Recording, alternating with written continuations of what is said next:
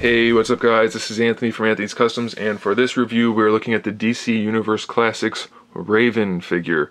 I know I've reviewed this before, but somebody asked that I do a new re-review of it, and I'm happy to do that because this is one of my favorite female DCUC figures. It's just, there's something about it that's highly appealing, and I'm not just talking about the legs that go all the way up, I'm talking about the whole cape, just the composition of this figure.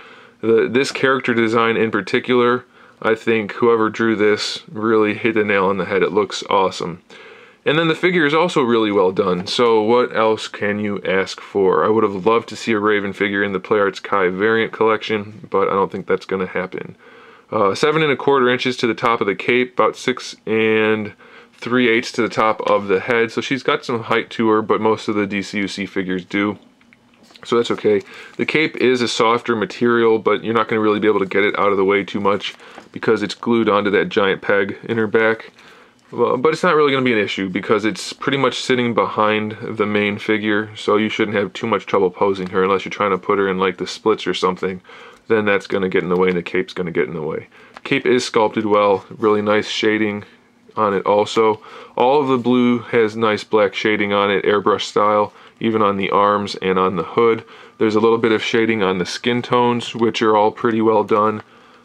It's a pretty well done figure. There's no sculpt work for the top part of her outfit, so that could have been better, but the line work isn't horrible. There's a little bit of a mismatch right here.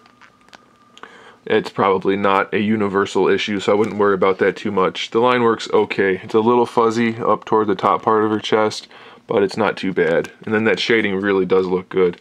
The gloves are sculpted on the biceps, so that's nice. And then they're sculpted on the hands. Also, she's got the ring there, so that's a nice detail. And then the ring there and the sculpt work on this hand also. So it's pretty cool. The hood is connected to the head, so she can still move her head around just fine, and the way they sculpted it, it's going to look good pretty much no matter where you put the head, so I do like that. She can look down a little bit, not too far up though. Let's move it in a little bit.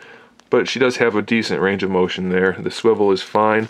The cape is actually not connected in the front at all. It's just connected in the back, so that won't get in the way of posing, but it still looks good. You can't really tell that it's not connected, and the paint work is pretty darn good. Also, shoulder articulation, no limitation there. Bicep swivels just fine.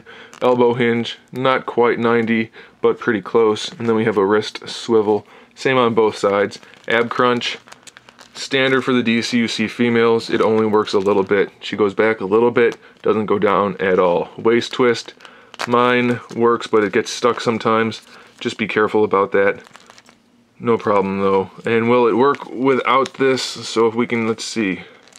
And I don't think so. It looks like the lower part of her outfit is going to go with the legs. I don't know why you would want it to not do that, but people often ask me if the belt is separate or not. This is made like a belt. It's a separate piece that goes on above the plastic for the butt area, for the whole crotch piece, so it's actually connected to the crotch piece if you're curious. The hips, they don't have that cut joint or that cut for that hinge like the male characters do. Most of the females have this, which is nice. It gives you all of the articulation without the ugly sculpt. I don't know why they don't do that for the male characters. You don't need that ugly hip joint. Let me grab one real quick. You don't need that, apparently, because you have the same range of motion without the ugly sculpt. So I don't know why Mattel can't get stuff together, but it doesn't matter anymore because the line's dead now anyway, so whatever. Legs go all the way forward, all the way to the side, no problem at all.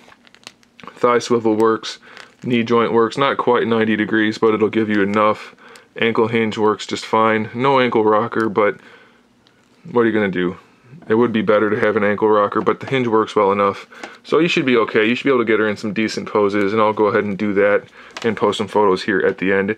I definitely recommend this 100%. Like I said, it's one of my favorite DCUC female figures. There's a little bit of a coloration issue in that the thighs are slightly brighter than the rest, than the arms and then the legs. But I don't think under normal lighting conditions you'll be able to tell. I think that's just popping out, if you can even tell, because of these harsh lights that I have on for the review. So I wouldn't worry about that. Face paint and sculpt is pretty good too. So really nothing to complain about. Definitely recommend it. Thanks for watching, guys. Make sure you subscribe to the channel so you can see my upcoming figure reviews, custom figures, and other good stuff. And in the meantime, keep collecting.